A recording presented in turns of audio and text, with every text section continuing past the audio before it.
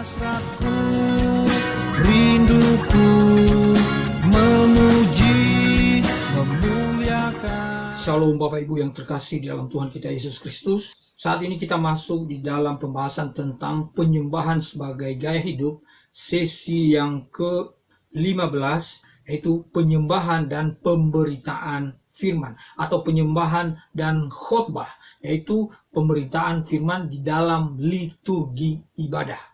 Salah satu fenomena yang terjadi dalam gereja-gereja Tuhan pada masa kini adalah bahwa pemberitaan firman tidak direspon oleh jemaat-jemaat maupun oleh para pelayan Tuhan. Saya menyaksikan di beberapa gereja, beberapa pelayan begitu antusias ketika mereka menyanyikan puji-pujian, mereka melayani musik, mereka melayani kegiatan-kegiatan yang lain. Tetapi ketika firman Tuhan diberitakan, mereka tidak ada di tempat. Mereka keluar dari tempat ibadah dan sebagainya. Ini hal yang miris, ini hal yang tidak benar. Sesungguhnya pemberitaan firman di dalam sebuah ibadah atau di dalam kegiatan apapun itu harus diresponi dengan baik, karena itu adalah bagian daripada penyembahan kita.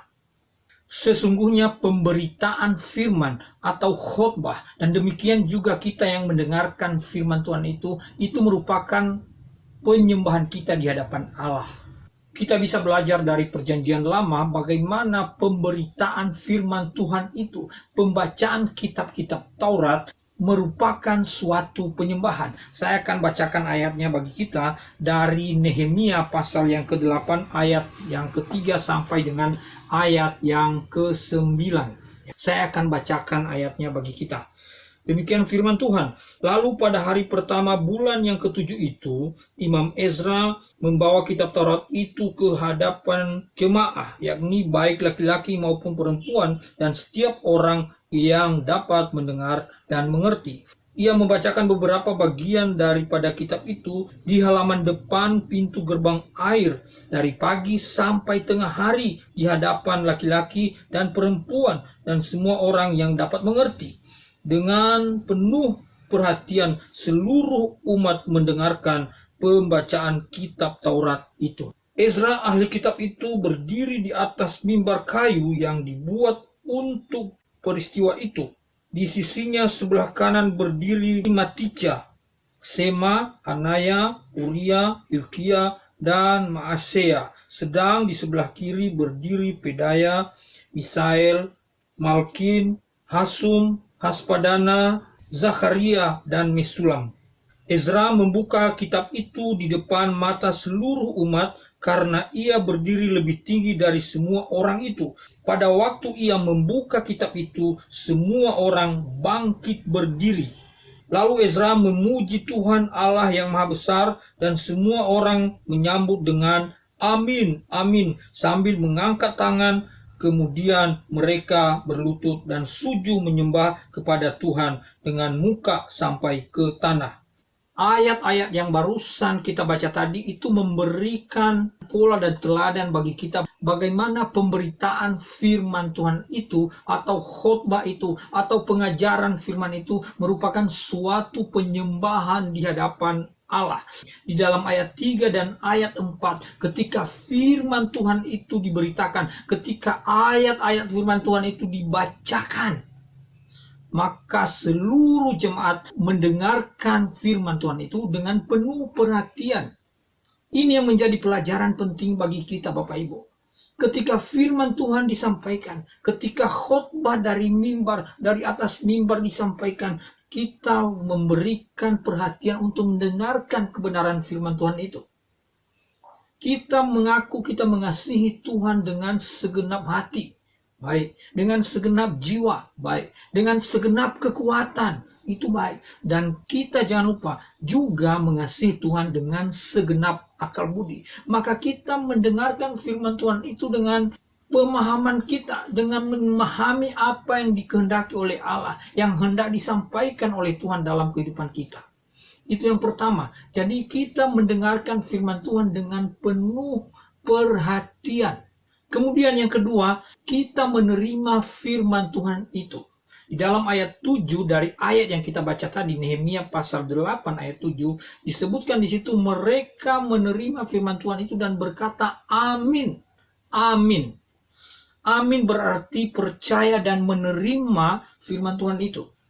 Jadi jemaat berkata amin. Ini suatu tuntunan bagi kita dalam kehidupan kita. Bagaimana kita harus menerima kebenaran Tuhan itu. Jadi kita menerima firman Tuhan itu dan berkomitmen dalam hati untuk melakukan sembari hati kita tujukan kepada Tuhan sebagai bagian dari penyembahan kita. Itu yang kedua.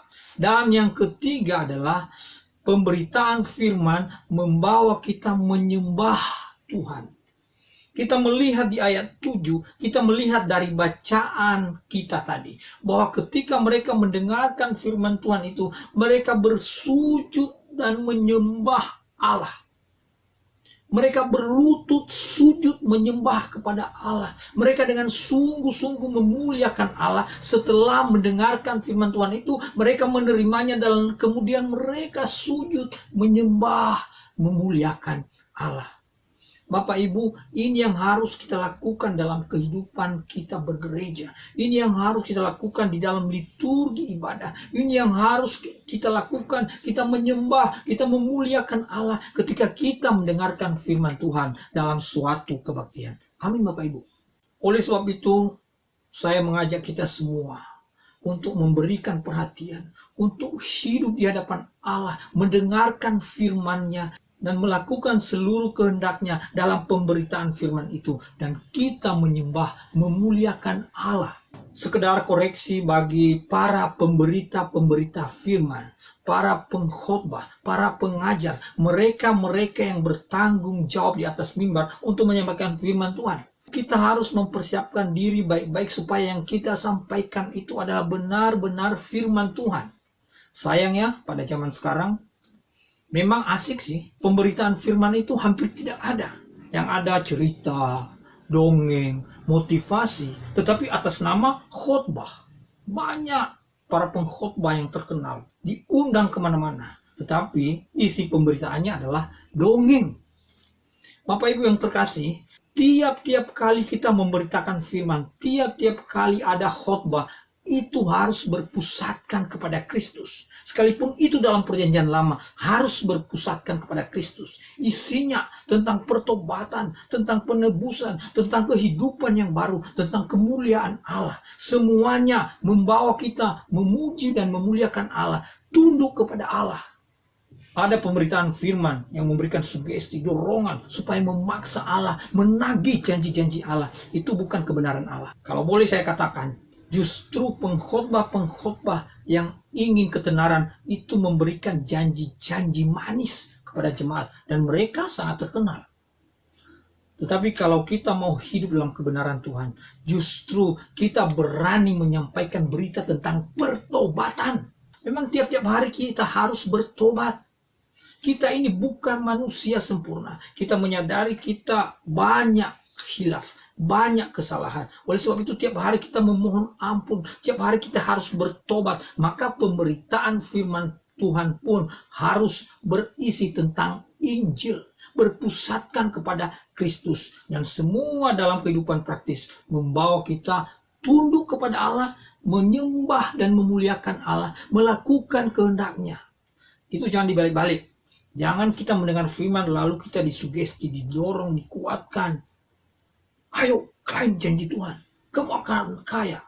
Kamu anak raja, dan sebagainya. Itu bukan firman Tuhan. Firman Tuhan yang sebenarnya justru kadang-kadang sangat menyakitkan. Kadang-kadang tidak enak buat kita. Tetapi itu kebenaran yang membuat kita bertumbuh dalam iman.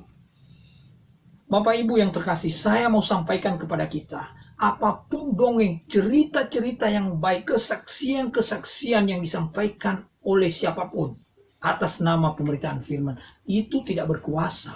Itu memang memberikan inspirasi, itu memberikan dorongan secara sekuler. Namun yang sangat berkuasa itu apabila kita menyampaikan firman. Amin Bapak Ibu.